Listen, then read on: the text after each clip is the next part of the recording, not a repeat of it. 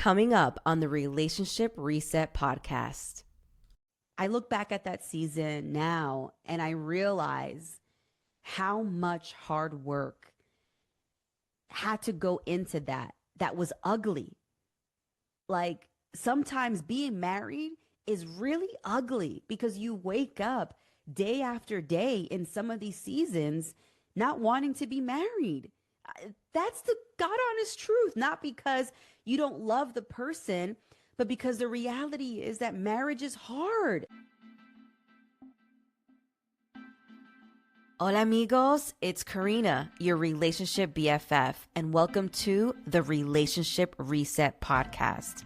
This is the space where we press pause, tell the truth, and start doing the work to heal what's broken, especially after your partner has stepped out on you. Whether that means cheating, hiding things, or even breaking your trust, every single week I will help you work through the real issues so that you can stop spiraling, get clear on what's next, and finally feel like yourself again in this relationship. And speaking of healing, let me tell you about something that was a total game changer for my own marriage. When I think back to the early years of my marriage, my husband and I were arguing constantly and barely connecting. We needed something radically different for our marriage, and for us, that was therapy. Therapy was the game changer. It helped us uncover that most of our issues had actually nothing to do with each other, but more so with our own unhealed traumas that we hadn't processed. That's why I love BetterHelp. It's the world's largest online therapy service with over 25,000 licensed therapists. You can connect with someone via text, chat, phone, or video, whatever works for you. Plus, if the first therapist isn't the right fit, you can always switch to another one at no extra cost. Get 10% off your first month at betterhelp.com/Karina F as in Frank Daves. The link is in my show notes. And amigos, don't wait. Support could be the game changer for your relationship too. And now on the Relationship Reset podcast. Amigos, ¿cómo están? Welcome back to the Relationship Reset with me, your host, Karina F. Daves, marriage expert and host of this dope podcast. Today's episode is going to be called Marriage Has Seasons 2, and we're going to divide it into two parts. I'm literally going to take you through my marriage in the next 10 minutes, 13 years in 10 minutes. And the purpose of this is not just to provide context, but to share a testimony of where we were in our marriage, how we got through it, and in some way, shape, or form, not make you feel crazy anymore for going through what you're going through. There are so many visuals, campaigns, ads, photo shoots, photoshopped pictures, photoshopped stories that are out here telling you that marriages are supposed to be easy and beautiful 100% of the time. And it's not like that. The reality is that marriage, yes, is beautiful, but it takes ugly work to get to that beautiful. I'm going to take you through the seasons that my marriage has gone through in the last 13 years. So let's start with the first season. The first season, let's call it Petrify. We were 24, 25-year-olds getting married and not knowing anything but the fact that we loved each other and wanted to build a life together. We had no idea what a wife looked like. We had no idea what a husband looked like. We had only read about it in scripture and had watched other people be relatively okay. But at 24, 25, we didn't have mentorship. We didn't have marriages that we could look up to and say, oh, we want to be just like Bobby and, Melanie. We didn't have that. And while we love our parents very much, we couldn't look to those marriages at 100% for what we wanted. And so our first initial season was petrified. And when you are petrified, you're not nice all the time because you're on edge, right? You don't know what to do, how to do it. And so then you enter a season of being spontaneous.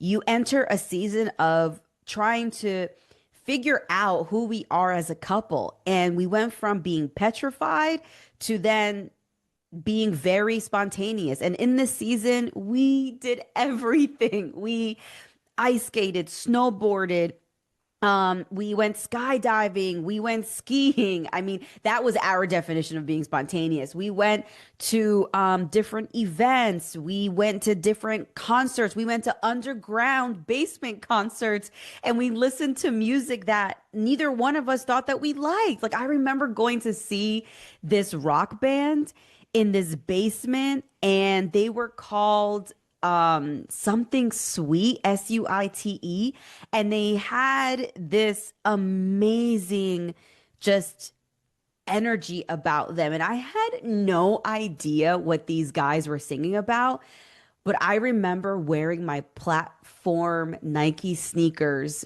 and a Marvel white t-shirt with a green jacket, and my husband must have had some studs on his jeans. And we were just there, hanging out, trying new things. Then I remember we went skiing and snowboarding, and I got super pissed off because my husband is the kid in school that doesn't have to study for the test and overperforms. Everything he tries, he just automatically gets. And I'm not like that. And I just felt like I was holding him back. It was less about me feeling left behind and more about the fact that I was holding this guy back. Like, I was more pissed off at myself that I couldn't catch up in the midst of being spontaneous, right? We traveled, we did everything. And I think that most couples have this spontaneous period because they're trying to do things before the kids. That wasn't us. We had this very big idea that we were going to still continue to do a lot of these things through having our children. And so we took a lot of risks, even purchases. Like, I remember, just taking risks in the things that we bought for each other, learning each other, studying each other. There was just so many risks that we took during this period and trying to figure out who we were. Hola amigos, let's get real for a second. If you're tired of walking on eggshells, tired of feeling like you're doing all of the work in this relationship, or even sick of wondering if your relationship can even survive what happened, it's time to stop spiraling and start healing. In my private one-on-one coaching program, we're not going to sugarcoat, we get deep. I help you break toxic cycles, call out the patterns that keep remaining y'all both stuck, and finally shift the energy in your relationship, but for real this time. So whether you're coming in solo or as a couple, I want you to know that the work starts with you. Hit the link in the show notes to book your consultation call. If you're ready to stop replaying the betrayal and start rewriting the story, then I'm the coach for you. I can't wait to meet you, and I can't wait to work with you. Now, let's get back to the episode. And then we entered, I would say in year 3, we entered a very being annoyed at each other stage. And that season, when you are pissed off at each other more than you are lovey-dovey with each other, is difficult because you start asking yourself the question, did I marry the right person? And I remember feeling like grace ran out a bit between us. And even though we were at the beginning stages of getting back into our church community and trying to be a part of a Bible study crew that was full of married couples with kids and really trying to find ourselves within that third knot with God, it just felt like no matter what my husband did, it just pissed me off. Like he couldn't get it right. I was annoyed at everything. And we had made this commitment to one another that our marriage was private. And because I was one of the first individuals in my circle of friends to get married, I didn't really have anybody to talk to, right? And so it kind of worked out where we made this commitment to each other that we would remain private, and I had nobody to relate to. I had nobody to talk crap about my husband to. And then we made another commitment, which is, as we learned, one of the values is that we have is that we don't talk crap about each other. You will very rarely, I mean, I'm talking slim to none, find me talking crap about my husband. I may crack jokes on him. I may tell everybody he's like the worst, partner to have in spades and taboo. But in no way, shape, or form am I minimizing my husband's skill set, my husband's memory, my husband's ability to be a father, be a husband, support me, even if those things may have been true through the course of our marriage. We both decided very early on that it would be the case that we wouldn't talk crap about each other. And it's happened where I've been in circles with other wives and sometimes husbands too, trash talking their partners. And I either get up and walk away. I don't entertain it. It's not, I don't like it and I don't value it. And it's one of the things, just as much as other couples make other commitments in their marriage with each other, this is one of ours. And so, after getting through this sort of annoyed season, we then went into one of the most difficult seasons. Because, like, I think for us, we thought that arguing was a difficult season. I think pruning was a more difficult season. And that, I believe, was around year 5 through 7, where we took a step back and looked at all of the commitments that we had made individually and as a couple. So we're talking friendships, we're talking daily habits, we're talking, career choices, we're talking financial commitments. We're literally talking about commitments and covenants that we've made to individuals, organizations, daily habits that perhaps no longer really are aligned with the values that we have now. And so we started to take a good look at our life and realize that there was a handful of areas that we needed to prune from. And there was also a handful of commitments that we needed to prune from. I personally made the decision during that period to get off of social media for 2 years. And it was difficult. I mean, I remember being pregnant with Levi,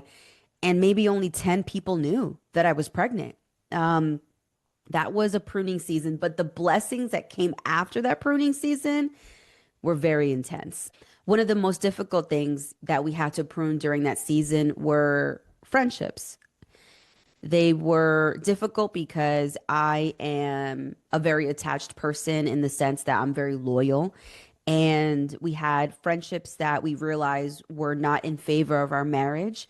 And we also had friendships that we realized were not aligned with the things that we felt were appropriate, right? And so it was less about judging those individuals and more so about realizing, like, dang, like, I love you, but like, we can't even hang out because the things that you do are wrong.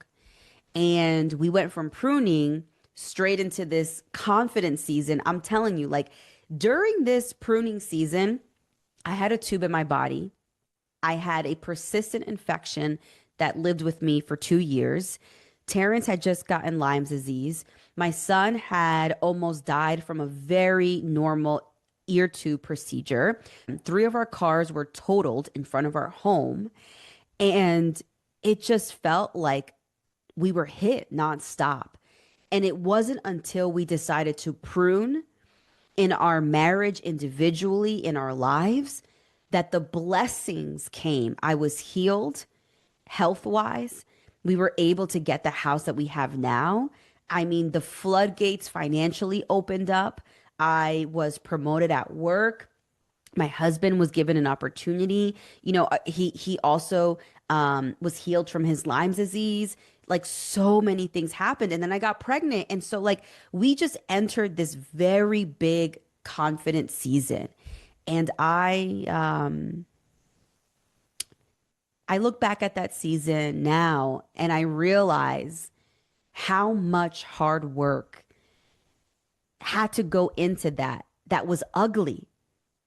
Like, sometimes being married is really ugly because you wake up day after day in some of these seasons not wanting to be married. That's the God honest truth, not because you don't love the person, but because the reality is that marriage is hard. There are so many days where you wake up and you don't like each other.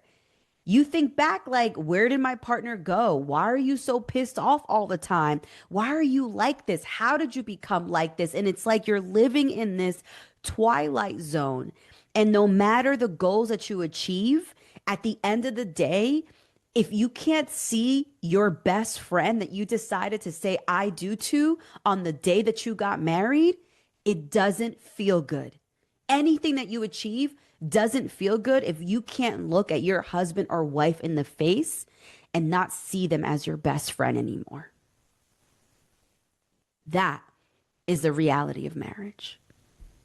If this episode made you pause, take a deep breath, or say, dang, she's talking about us, then good. That means that we're getting somewhere. You see, this podcast is here to help you stop avoiding the hard stuff and actually start healing. So if you're ready for more real talk, go ahead and follow me on Instagram and TikTok at my handle, Karina F as in Frank Daves. And please make sure that you're also subscribed to my newsletter, Release Your Relationship, at KarinaFDaves.com. Every single week, I will drop straight to the heart tools and truths to help you face what's not working in your relationship so you can finally do something about it. If this episode resonated with you, please feel free to leave me a review on Apple Podcasts, hit the subscribe button, and share it with all of your amigos.